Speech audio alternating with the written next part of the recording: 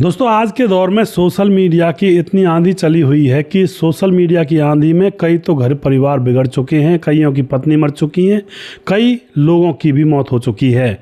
Social media की आंधी में आजकल नए नए जब रास्ते कांटेक्ट या फिर कनेक्टिविटी के जो खुले हैं, जो इन्फॉर्मेशन इधर से उधर बहुत जल्दी पहुंच जाती है, एक दूसरे से कांटेक्ट भी करना होता है तो पहले ज़माने में चिट्ठी पत्र लिख करके कांटेक्ट करते थे और किसी दूसरे गाँव की लड़की का किसी तीसरे गाँव के लड़के को क्या पता कितनी सुंदर है या कैसी है। लेकिन आज सोशल मीडिया के माध्यम से लोगों को पता रहता है, इंडिया के एक छोर पर बैठ करके दूसरे कोने में भी ये पता होता है कि कहाँ पर कितनी सुंदर लड़की रहती है, इंस्टाग्राम के रील्स के जरिए। और आज के दौर में फिर उनके कनेक्शन बनते हैं और फिर कनेक्शन ऐसे बनते हैं कि घर के घर तबाह हो जाते हैं। आज की इस घटना के अंदर पत्नी को सोशल मीडिया पर एक नया प्रेमी मिला और उस नए प्रेमी के चक्कर में वह अपने पति को भूल गई और फिर अपने पति को धोखे से मायके के बुलाया और प्रेमी ने और उस प्रेमिका ने मिल करके उसको फंदे पर लटकाया और उसकी मौत हो जाती है। दोस्तों आज इस घटना को जो मैं सुना रहा हूं तो ये बिल्कुल कनेक्ट होती है दिल से कनेक्ट इसलिए होती है क्योंकि आज के दौर में हर घर में बच्चे बच्चियां सोशल मीडिया पर हैं। कोई इंस्टाग्राम पर है, कोई यूट्यूब पर है, कोई फेसबुक पर और कोई नॉर्मल आईडी फेसबुक पर भी है तो भी सोशल मीडिया पर है। तो बड़ा डर लगता है इन चीज़ों को देख करके। तो क्या हुआ था यहाँ पर पूरी कहानी जानेंगे, वीडियो को लास्ट तक ज़रूर देखा करें। आज इसी तरह की दो कहानियाँ लेकर आया हूँ सोशल मीडिया पर रील डालने के चक्कर में जो मौतें हुई हैं। तो ये कहानी मैं यहाँ पर तिरछी बात पर डालने वाला हूँ और इससे अगली वाली कहानी जो है वो तिरछी बात भारत चैनल पर आएगी। नमस्कार, मैं हूँ सुदेश कुमार और तिरछी बात चैनल पर आपका स्वागत है। यह घटना बिहार के बेगूसराय की है। बेगूसराय में महेश्वर नाम का 25 साल का लड़का जिसकी लाश उसकी ससुराल में पंखे पर लटकी हुई मिलती है। और दोस्तों इसके पीछे की कहानी जो है वो ये है, महेश्वर नाम का जो लड़का है उसकी उम्र 25 साल है और उसकी शादी हो चुकी है। पत्नी का नाम रानी रॉय जिसकी उम्र होती है 23 साल। और दोस्तों जो महेश्वर है वह गांव समस्तीपुर का रहने वाला है। बिहार के बेगूसराय के अंदर समस्तीपुर गांव पड़ता है, वहां पर यह महेश्वर रहा करता है। जो इसकी पत्नी रानी रॉय है 23 साल की, वह सोशल मीडिया पर रील बनाया करती है और जो कि पीछे से रहने वाली फपोत गांव की है। और जो महेश्वर होता है और पत्नी के साथ आराम से अपने घर पर रहा करता है। इसकी नौकरी कलकत्ता लग जाती है तो यह कलकत्ता नौकरी करने के लिए चला जाता है और घर पर इसकी पत्नी रानी रॉय घर पर रह जाती है।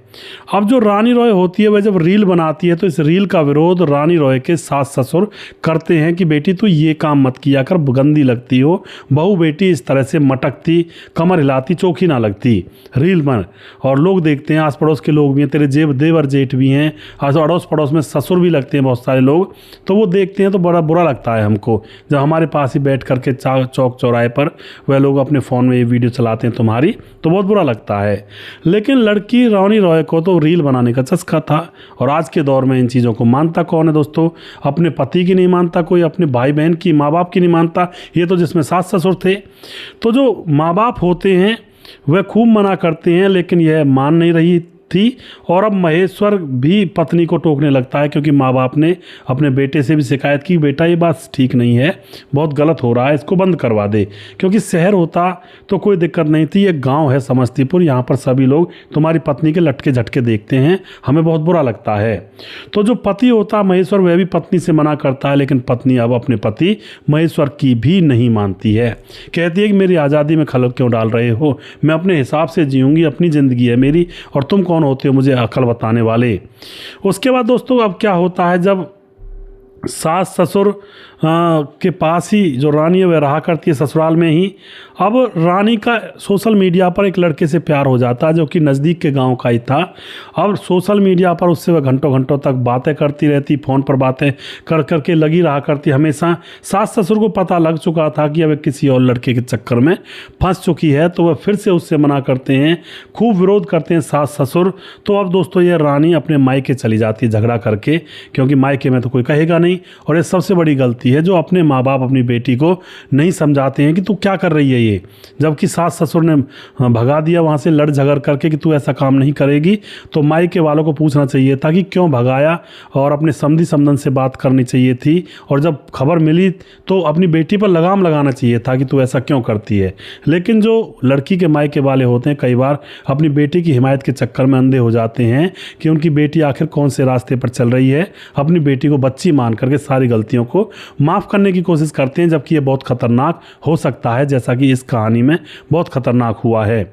जो लड़की थी यह रानी रॉय, इसकी जो बहनें थी, 2 बहनें जिनका नाम होता है रोजी और सुनीता, वह भी अपनी बहन की हिमायत में थी और बार बार यही बात कहा करती कि अरे रील बनाना कोई बुरी बात नहीं है, इसमें तो जीजा जी की गलती है और तुम्हारे सास ससुर की गलती है, क्या तुम अपनी ज़िंदगी भी नहीं जी सकती। इस तरह से उसको सपोर्ट किया करती थी।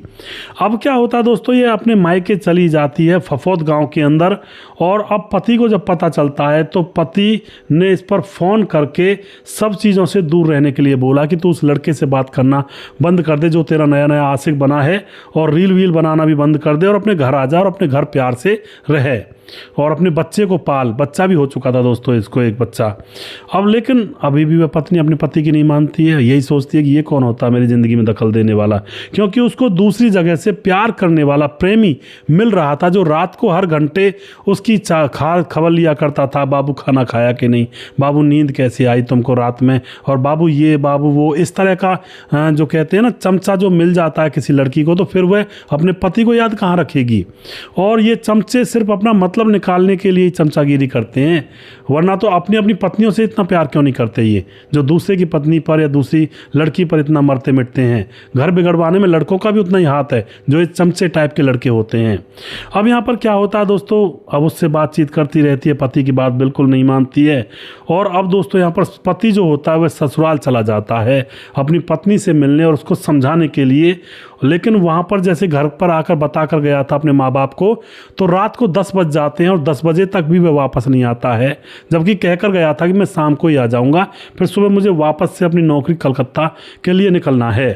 10 बजे तक वह नहीं आता है। माँ बाप को चिंता होती है, भाई को भी चिंता होती है। माँ बाप कहते हैं कि अपने दूसरे बेटे से, बेटा फ़ोन कर अपने भाई महेश्वर पर, कहाँ है, क्यों नहीं आया अभी तक। तो उसका जो भाई होता है वह महेश्वर के फ़ोन पर फ़ोन करता है, तो कोई फ़ोन उठा तो लेता है, लेकिन वहाँ पर चीखने चिल्लाने की आवाज़ें उस भाई को सुन रही होती हैं। वह घबरा जाता है, माँ बाप के पास आकर ज़ोर से बोलता है मम्मी पापा कुछ ना कुछ गड़बड़ है, भैया के साथ कुछ ना कुछ हो रहा है, क्योंकि उसने बात भी नहीं की, किसी ने फ़ोन उठाया और बस चीखने चिल्लाने की आवाज़ें सुनाई दे रही हैं भैया की मुझे। तो अब दोस्तों तुरंत ही घर वाले गाड़ी करके और तुरंत फफौद पहुंचते हैं। लेकिन दोस्तों तब तक वह वहां पर पहुंचते हैं, तब तक जो महेश्वर होता है उसकी मृत्यु हो चुकी थी, वह पंखे पर लटक रहा था। और वहां से घर वाले जो महेश्वर के ससुराल वाले थे, पत्नी, उसकी 2 बहनें और उसके साथ ससुर, वे सब के सब वहाँ से गायब थे। मामला इतना गंभीर हो चुका था, वहाँ पर 2-3 लोग उस लाश को ज़बरदस्ती उसका अंतिम संस्कार करने की कोशिश भी कर रहे थे, जिससे कोई सबूत ना रहे। लेकिन ये घर वाले पहुँच चुके थे, अपने बेटे की लाश को अपने कब्जे में ले चुके थे और पुलिस को फ़ोन कर चुके थे। पुलिस वहाँ पर जाती है, लाश को अपने काबू में लेती है, पोस्टमार्टम के लिए लाश को भेजा जाता है और उसके बाद पूछताछ की जाती है लड़के के माता पिता से। तो माता पिता यहाँ पर और डिटेल में बताते हैं पुलिस को कि हमारे बेटे महेश्वर की शादी आज से 7 साल पहले रानी रॉय से हुई थी। इनको एक 5 साल का बेटा भी है जिसका नाम सुशांत है, और बेटा इंस्टाग्राम पर अपनी पत्नी को रील डालने से मना किया करता था। रील डाला करती थी उसकी पत्नी, कमर के लटके झटके दिखाया करती थी हमारे बेटे को, और हमें ये बातें पसंद नहीं थी, क्योंकि हम जब गांव में भी जाते थे तो आस पड़ोस के लोग हमारे सामने ही फ़ोन खोल कर बैठ जाया करते, और उसमें हमारी इस बहू को जो कमर से उघारी रहती थी, अर्धनग्न रहा करती थी, उसको रील में नाचते हुए देखा करते। हमें बड़ी शर्म लगा करती थी और इसलिए हम अपनी बेटी समान बहू से मना किया करते थे ये काम करने के लिए, एक बेटी अपने घर का काम कर ले, इन सब चीज़ों में कुछ नहीं है, बदनामी हो रही है खामा-खा की। लेकिन वह मानती नहीं है। और फिर दोस्तों कुछ समय के बाद वह बताते हैं कि उनकी बहू के अवैध रिश्ते बन जाते हैं। सोशल मीडिया पर किसी पड़ोस के गांव के लड़के से दोस्ती हो जाती है और उसके प्यार में पागल हो जाती है, हमारे बेटे को भूल ही जाती है। और अब यहाँ पर जो बेटा होता है उसको यह लोग धोखे से बुला लेते हैं और धोखे से बुलाने के बाद और उसकी हत्या करने लगते हैं। और फिर अंतिम संस्कार के लिए कुछ लोग ज़बरदस्ती अंतिम संस्कार करने की कोशिश कर रहे थे, लेकिन इन्होंने रुकवा दिया था। और फिर उसके बाद दोस्तों रानी रॉय को पकड़ा जाता है पुलिस के द्वारा और उसको ढूंढ लिया जाता है बहुत ही जल्दी। और उसको ढूंढने के बाद जब पूछताछ की जाती है तो वो भी यही कहती है कि जब पति महेश्वर हमारे गांव फफौत पहुंचा तो पत्नी से वह झगड़ा करता है जा कर के और कहता है कि मायके में चलो, और लेकिन वह मायके आने से मना कर देती है। और फिर उसके बाद दोस्तों वहीं पर उसकी पत्नी का प्रेमी भी आ चुका था और पत्नी की दोनों छोटी बहनें थी। इन सब लोगों ने मिल कर के उसकी खूब पिटाई की और पिटाई करने के बाद पंखे पर इसको फंदे से लटका दिया। और तभी बड़े भाई का फ़ोन भी गया था, तो इस भाभी यानी कि जो लड़की होती है रानी राय, उसके प्रेमी ने फ़ोन उठाया था और फ़ोन उठाकर देखा किसी का, इसने इधर उधर की बातें करके फ़ोन काट दिया था। लेकिन भाई को तब तक वहाँ का शोर शराबा सुन चुका था और उसके बाद यह घर वाले जो इस लड़के महेश्वर के होते हैं वहाँ तक पहुँचते हैं, तब तक उसकी मौत हो चुकी थी और वह लोग उसको पंखे पर लटका कर वहाँ से भाग चुके थे। अब दोस्तों यहाँ पर 4 लोगों को गिरफ्तार किया जाता है। एक तो पत्नी रानी की दोनों बहनें रोजी और सुनीता, और रानी का जो प्रेमी होता है शहजाद, इनको गिरफ्तार किया जाता है। और इस लड़की के माँ बाप वहाँ पर थे नहीं, तो इन लोगों को यहाँ पर गिरफ्तार कर लिया जाता है, इनके ऊपर केस चलाया जाता है। सिर्फ पति अपनी पत्नी से ये गुजारिश कर रहा था कि तू ये काम मत कर, क्योंकि हम गाँव की संस्कृति में रहते हैं। तो लोग हंसते हैं क्योंकि लोग उसके पति से भी मजाक किया करते थे। जब पति से पूछा गया था तो पति के यार दोस्त मजाक किया करते थे कि तुम्हारी पत्नी देखो कितनी सेक्सी लगती है, कितनी मतलब उल्टी सीधी बातें होती है दोस्तों यार दोस्तों में। तो इस बात को लेकर के पति बहुत परेशान, इधर सास ससुर बहुत परेशान, उनसे भी लोग तरह तरह की बातें करते। अगर यह लड़की कोई यूट्यूब पर या फेसबुक पर कोई अच्छी चीज़ें बनाती, जैसे कोई पढ़ाना लिखाना होता है, बहुत सी लड़कियां जो कि पढ़ा लिखा सकती हैं बच्चों को, तो यूट्यूब पर पढ़ाई लिखाई सिखाने का भी चैनल खुल सकता है। कोई समाज से जुड़े हुए मुद्दों की चर्चा करने के लिए भी चैनल खुल सकता है, या फिर नॉर्मल सी कोई जैसे इंटरव्यू लेने के लिए जाते हैं, लड़कियां भी जाती हैं कई बार, कोई न्यूज़ वगैरह का चैनल खोलती तो भी कोई दिक्कत नहीं थी। लेकिन दोस्तों ये जो कंटेंट होता है ना, कंटेंट इज़ द किंग, इस लाइन के अंदर जैसा कंटेंट वैसी ही नज़रों से लोग उस आदमी को देखने लगते हैं। जिस आदमी का जैसा कंटेंट होता है लोग उसी कंटेंट से उस आदमी की पहचान करने लगते हैं। सीधी सी बात है, जैसा समाज के अंदर होता है, जो आदमी काम करेगा, कर्म करेगा, यानी कि उसका कंटेंट होगा समाज के अंदर। कंटेंट का मतलब जो कर्म करेगा, जैसा कर्म करेगा वैसी लोगों के अंदर पहचान बनेगी, और बुरे कर्म करेगा तो बुरी पहचान बनेगी। ऐसा ही सोशल मीडिया पर है, वो भी तो एक समाज है। वहाँ पर भी अगर उल्टी सीधी चेष्टाएं लोग करते हैं, वीडियो बनाते हैं, तो उनकी पहचान गलत रूप से होती है, और अच्छी तरह से वीडियो बनाते हैं तो उनकी पहचान अच्छे आदमी के तौर पर होती है। वही एक तरह से समाज ही वही समाज ही नीचे का है। तो अब कोई लड़की ये कहना चाहती हो भाई किसी को क्यों मना करते हो सोशल मीडिया पर रील बनाने से? अरे वो ठुमके लटके झटके कोई परिवार बर्दाश्त नहीं करे, कोई ज़बरदस्ती थोड़े, किसी को और नहीं है पसंद। अब वही लड़कियां अपने घर में गली मोहल्ले में जाकर रास्तों में ठुमके लगाने लगें समाज के अंदर बिना सोशल मीडिया के, तो क्या अच्छा लगेगा? नहीं लगेगा ना। इसी तरह से सोशल मीडिया भी एक समाज है, वहाँ पर कोई इधर उधर ऐसी वैसी हरकत करेगा तो नहीं लगता अच्छा कई बार कई लोगों को। और दूसरी बात ये होती है, गांव के अंदर सभी लोग सबको जानते हैं तो ज़्यादा दिक्कत होती है। शहरों में कोई किसी को नहीं जानता है तो वहाँ पर ये दिक्कतें नहीं होती हैं। कोई कितना भी नाचे कूदे, कोई किसी से मतलब नहीं होता है। तो बहुत फ़र्क पड़ता है समाज के अंदर। सोशल मीडिया भी एक समाज ही है। तो दोस्तों आप जो भी कुछ कहना चाहते हो इस घटना के बारे में अपनी राय कमेंट बॉक्स में लिख सकते हैं। और वीडियो के लास्ट में कुछ भाइयों के नाम जरूर लेना चाहूँगा जो हमारे वीडियोस को देखते हैं और हमें खूब सपोर्ट करते हैं।